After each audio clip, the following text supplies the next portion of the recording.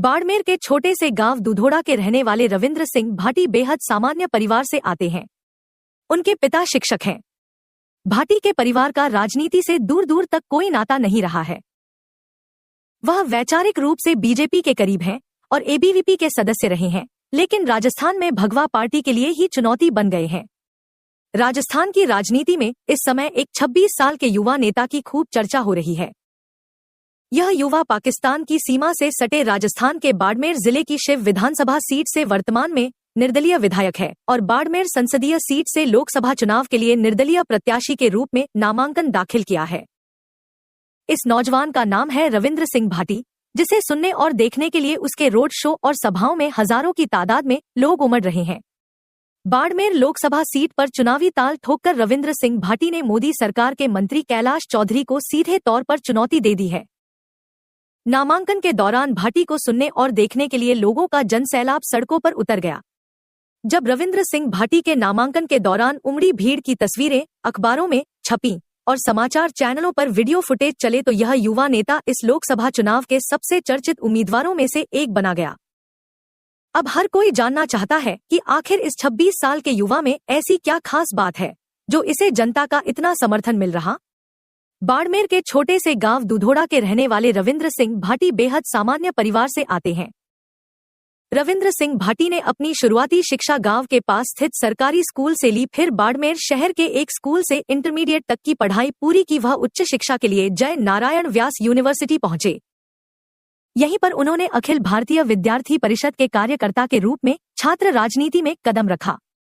भाटी ने ग्रेजुएशन के बाद वकालत की पढ़ाई पूरी की। साल 2019 में रविंद्र सिंह भाटी ने छात्र संघ अध्यक्ष पद के लिए एबीवीपी से टिकट की दावेदारी पेश की, लेकिन एबीवीपी ने भाटी को टिकट न देकर किसी और को अपना प्रत्याशी घोषित किया।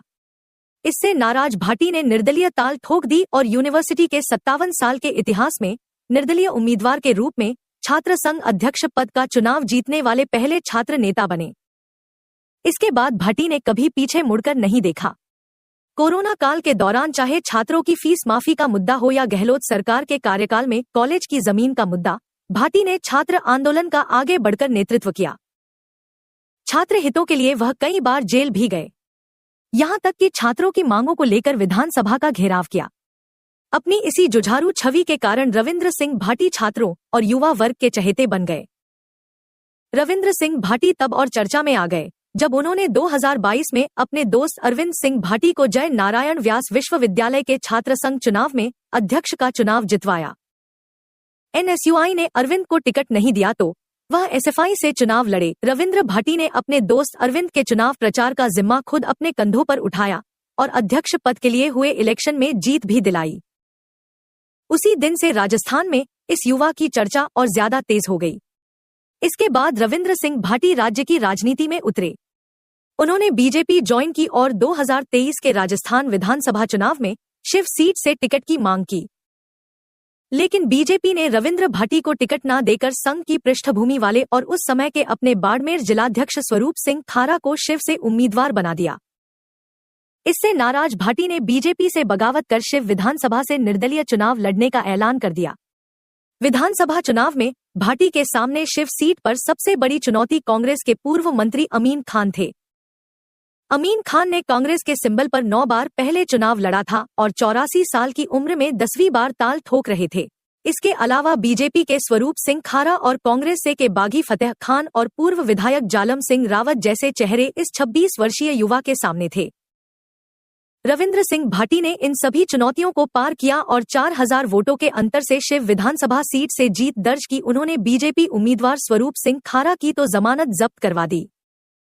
भाजपा इस बार राजस्थान में क्लीन स्वीप का टारगेट लेकर चल रही थी, लेकिन गत 4 अप्रैल को जब रविंद्र सिंह भाटी ने निर्दलीय उम्मीदवार के रूप में बाड़मेर सीट से अपना नामांकन दाखिल किया और उनकी रैली में जनसैलाब उमड़ा तो बीजेपी की टेंशन बढ़ गई। भाटी की उम्मीदवारी से बाड़मेर सीट पर अगर किसी को सीधे नुकसान पहुंचता दिख रहा तो वह बीजेपी प्रत्याशी कैलाश चौधरी है। चूंकि रविंद्र सिंह एबीवीपी के सदस्य रहे हैं और खुद को वैचारिक रूप से बीजेपी के करीब पाते हैं, इसलिए उनके समर्थक भी बीजेपी के कार्यकर्ता और वोटर ही हैं। ऐसे में भाटी इस सीट पर भाजपा का ही वोट काटते दिख रहे हैं। ऐसा नहीं है कि रविंद्र सिंह भाटी का जलवा सिर्फ पश्चिमी राजस्थान तक सीमित है। वह बाड़मेर, जैसलमेर और बालोतरा के प्रवासियों से मिलने और वोट मांगने के लिए गुजरात, महाराष्ट्र, बंगलुरु और हैदराबाद के अलग अलग इलाकों में पहुंच रहे हैं। भाटी जहां भी जा रहे हैं, उन्हें जनसमर्थन हासिल हो रहा है। अन्य राज्यों में रविंद्र सिंह भाटी की सभाओं में उमड़ते प्रवासियों को देखकर राजनीति के बड़े बड़े सूरमा भी हैरान हैं। भाटी की लोकप्रियता का अंदाजा इससे से लगाइए कि एक हफ्ते में इंस्टाग्राम पर उनके 7 लाख फॉलोवर्स बढ़ गए हैं। सोशल मीडिया पर रविंद्र सिंह भाटी के वीडियो खूब वायरल हो रहे हैं, जिन्हें लाखों की तादाद में लोग लाइक और शेयर कर रहे हैं।